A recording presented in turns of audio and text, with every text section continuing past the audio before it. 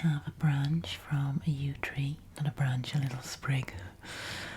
From walking the dog this morning in the woods, I asked permission to take it because the yew tree is very sacred, isn't it? And it has symbolic qualities. So it's associated with a connection to those who've passed across the veil, connection to ancestors, and that's a little bit of a clue as to what we're going to be talking about today. Let's reconnect. It's gorgeous, isn't it? So I'll do a little bit of ASMR with it. Isn't that nice? I put the yew there like that so you can see it. And I'm going to read to you from a newspaper article from January 1914. The headline is Fleetwood Boat Founders, 10 Lives Lost, Disaster off Scotch Coast.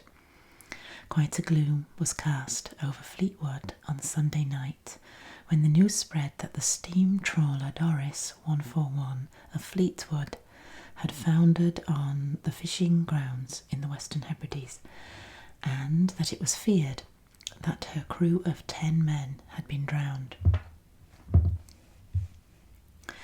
Now it goes on to say that the skipper, just gives you a little bit of details. Captain William Wright, 46, of 10 Burns Road, Fleetwood, was the skipper. He was a well-known and experienced mariner and had been employed by the Russell Steam Fishing Company for a number of years.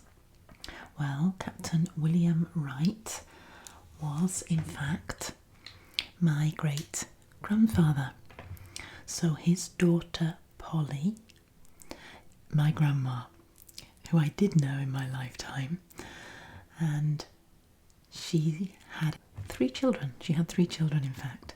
One, the eldest was Brian, and then she had a daughter, Mavis, and her son, the youngest, was Keith. Keith is my dad. Now, I know that my dad never learned to swim. I know that he always wanted to swim and never did. He was in the RAF, and he was very active, he was very sporting, played tennis, loved horse riding, all kinds of things like that. And it was strange that he never learned to swim. And we did. My sister and I learned to swim. And often on holidays, I remember he'd come in the sea but would try to swim. He even took lessons because he wanted to be able to overcome this irrational fear that he had. He just could not bring himself to let go. I remember one time we were holding him up in the salt water of the sea, and we were just trying to get him to move his arms, and we're gradually going to let go, but he just panicked and couldn't do it. Also, Mavis's daughter, my cousin Christine, who I know watches this channel, so she'd probably be watching this because I asked her to ask her for the newspaper article. I don't know whether she can swim actually, but I do know that she lives in a beautiful part of Yorkshire near the coast. And when I visit her, we often go to the seaside. Similarly, when she visits me in Cornwall, we go to the sea. And I remember last time she came, we were walking on the beach and I was explaining how I loved going in the sea because we're on the north coast and we get really good surf, and with it being the Atlantic Ocean. And she straight away said, "Oh no, I don't go in the sea." I didn't really think much about it at the time, but now it begins to make sense because I'm going to be thinking today about ancestral memory and how the memory is carried in the DNA and passes on to us. And this isn't just woo-woo stuff, it's really quite interesting because I was only reading the other day, I wanted to talk about ancestral memory, and you'll realise why in a moment, it'll make sense. But I'd forgotten all about this. My own story of swimming and fear of the sea. You know, if you think about the trauma that would have been experienced in terms of psychically, in the psychic, in the soul, memory. I know that people say that actually drowning itself is almost like a kind of peaceful way to die in the actual process of dying itself, but I'm talking about the fear at that moment when you realise that you're not going to see your family again, that you can't be rescued, that you're in peril, and that must be terrifying, you know, to experience that. So that's when that strong emotional imprint is on the soul, and it gets passed on. And the trauma of Polly as a young child, hearing the news that her father had drowned, you know, all of that gets passed down. So there's an article here in the BBC actually, by James Gallagher. Behaviour can be affected by events in previous generations which have been passed on through a form of genetic memory, animal studies suggests. And it goes on to say that experts have done tests with mice actually. The animals were trained to fear a smell similar to cherry blossom. And then what they found was that the mice's offspring and their offspring, so we got 2 generations down, were extremely sensitive to cherry blossom and would avoid the scent despite never having experienced it in their lives. Isn't that interesting? Changes in brain structure were also found. The experiences of a parent, even before conceiving, markedly influence both structure and function in the nervous system of subsequent generations, the report concluded. Now, I found that fascinating. Why am I saying all this? Because I have been revisiting Ho'oponopono. It's funny how many of you say, I can't say that word. So it's Ho'oponopono. Ho'oponopono, which is it's a form of therapy. Actually, when it first began, you know, it was used specifically for families, for family tensions, patterns that were of unresolved tensions in families that just seemed to continue, like between tribes. So it's interesting that it's very relevant to changing ancestral patterns and healing ancestral wounds so that they're not carried forward. All problems are caused by memories replaying. Once the memory is erased, the problems disappear, and that was Morna Simeone, who was the Hawaiian, I forget the name, the special name for somebody who's like a healer but a wise person. And of course Dr. 𝐬𝐸 and Dr. 𝐬𝐸𝐸 worked with her. And I wrote this book around this time last year just because I felt compelled to. I don't know what it was that drew me back to wanting to revisit his teaching. And I actually went to the website Seth. What is it now? Wait a minute. Sith. It is. It is not Seth. It's Sith. Self Identity through Ho'oponopono. Seth, and that is the organisation that continues Morna and Dr. 𝐬𝐸's work, and they have training. They do training. You can go in person to train. I haven't done that, but I did borrow the videos. You can hire videos that you learn from, and so I immersed myself in his teachings, and it was around this time last year, just beginning of January, middle of January actually, that I had this idea from nowhere. It seemed to come to actually put it all into a more of a practical workbook for a 40-day experience, because I know that the practice works not through understanding it cerebrally, but through doing it.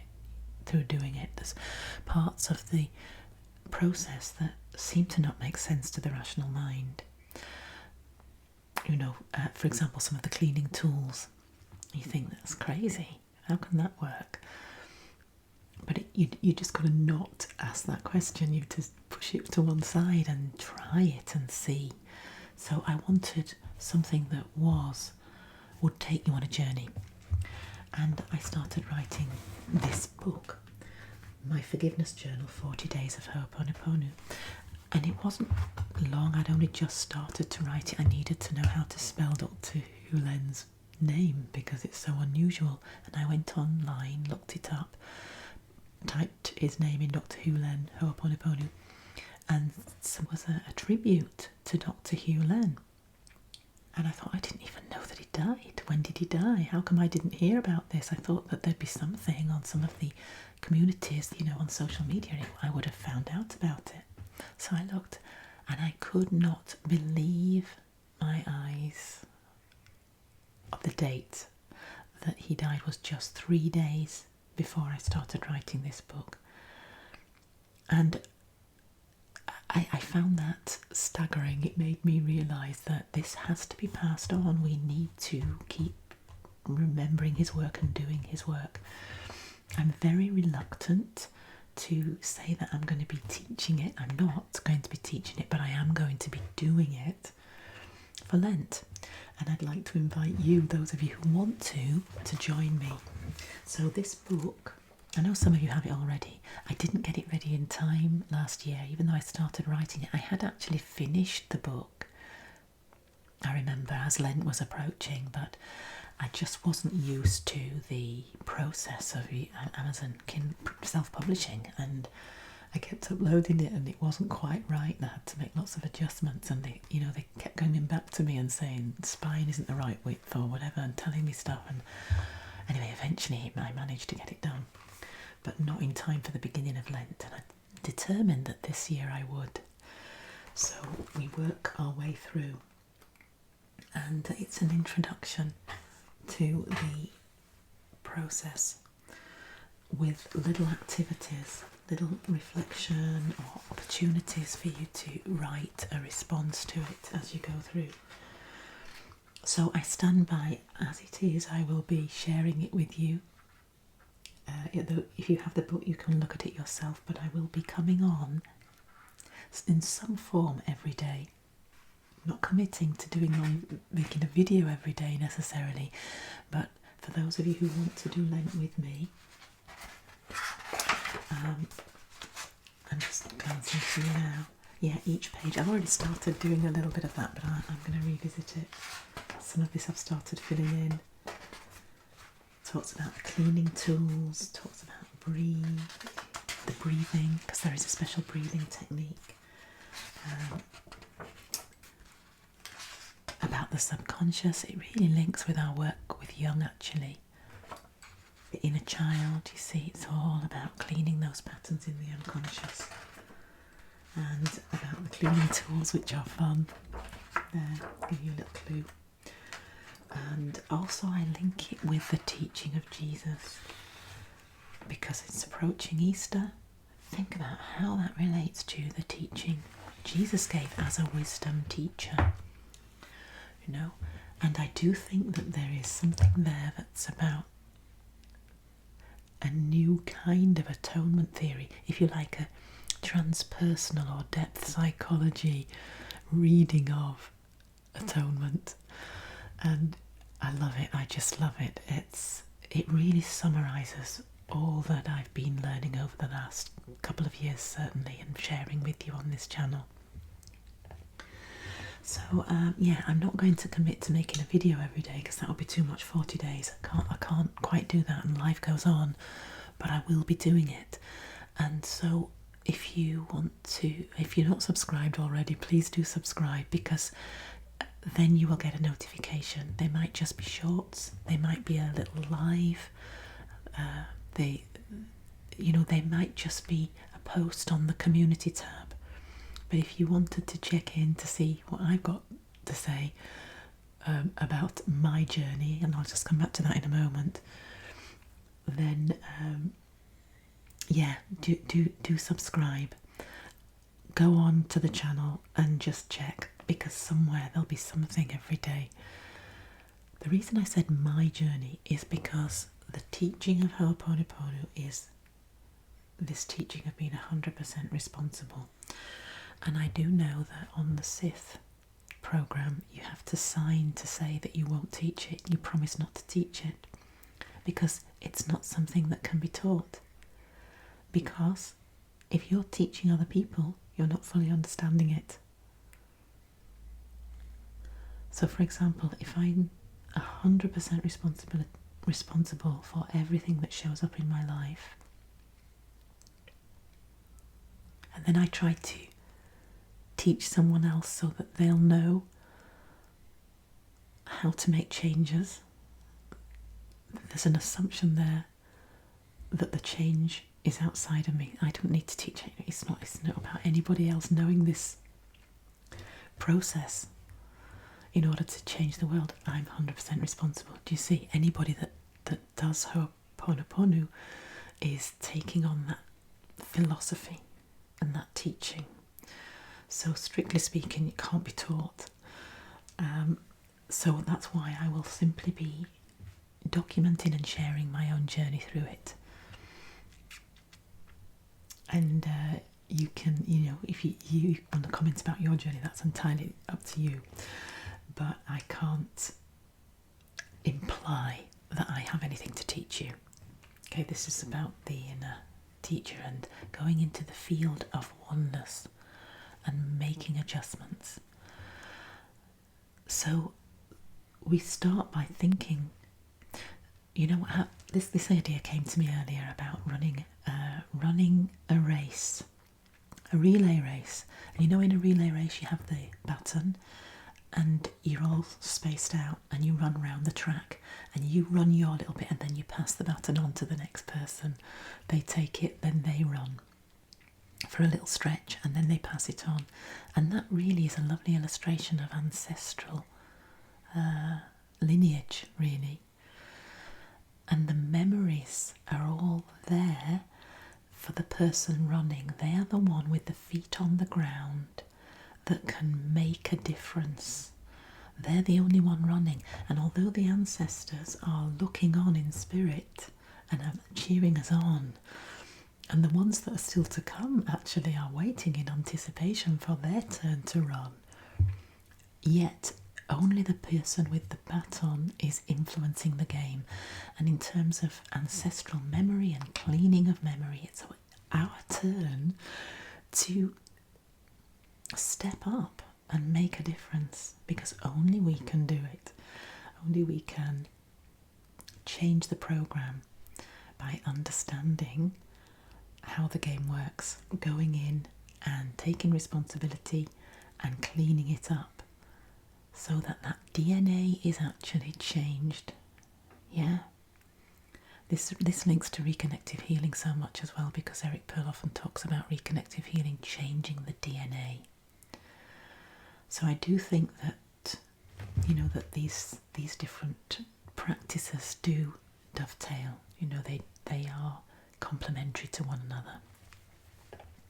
So I'm keen to start that and excited to start it, because just as with reconnective healing, it's about waiting then to see what shows up, what changes happen. And if you're going to join me on it, you might be thinking about things that that need healing. I would be interested to hear if you have any similar experiences in your family. Interestingly enough, my own children don't see. Oh, I know what I want to tell you actually. This is really significant. I did mean to talk about this. So I always loved being in the sea, but I was always frightened of going under water in the swimming pool. I could not. And I know in schools now they teach children to swim underwater. I just wouldn't have been able to do that. I was always one of those swimmers that had to keep my head above. And I loved going in the sea. When we first moved to Cornwall, I wanted to be in all the time, get a wetsuit and everything. I loved it. And then I noticed a couple of years ago that I was starting to have a strange reaction, and I'd come out of the sea, and as I was just walking up the beach, I'd start to get lightheaded and feel faint, and I had to lie down, and sometimes I was really quite sickly. I just couldn't. It was almost as if I went into shock. And one time I remember that we climbed down from a cliff and down to a little secluded bay area, and I was really worried that I wouldn't feel well enough to climb back up the rocks, to get back to the car. And then another time I was with my daughter, and she had to go and get the lifeguard, and they came, and I had to hold my feet up and so on, and I was okay after a while, but I could not account for why suddenly I would have this strong reaction. So I don't know if that was something to do with, and it wasn't really to do with the water being so cold either, because it would happen, if I went in when the water was really quite warm, it would still affect me. So that's really interesting, and it has made me a bit more wary of going in, I must admit, but my children don't have a problem. They can go in fearlessly. They will actually swim underwater, and I know that their dad is really athletic and can swim. Would dive from the top diving board. That's something that our children have learned to do as well. They can dive in. I would never dare, So I don't know about my cousin. I don't know about her children. I never really asked that question, whether they have a fear of water or whether they're water babies, and it would just be interesting to know, wouldn't it? So I'd love to hear your stories and your thoughts about that. Ancestral memory, it really is a thing that science has proven, and therefore doing this practice really is validated, and be something that we can do to clean up. We can do it not just for families, not just for our own bloodline, but we can also do it for the wider collective too, for the soul of a nation, for the soul of the earth. There's no limits. So there we go. Lots to think about. I'll see you on Friday for the Reconnect Live. Let's Reconnect Live at 2 o'clock UK time. A different place because it's holidays here in the UK, so there are other people in the house, and Roy's been so good. He's lying down here. I haven't had to stop once, but it can be a problem in lives because, if the postman comes to the door or just a car outside, somebody walks past, he will bark, and it's really quite. I'll try and sort something out that maybe someone takes him for a walk. Okay, so thank you for joining me, and I'll see you again very soon. All my love. Bye for now. Knew there was something I'd forgotten. Please do watch one of these 2 videos. Please like, subscribe if you aren't already subscribed, and I'll also put a link for where you can get yourself a copy of the book if you want to join in. Okay, thanks. Bye for now.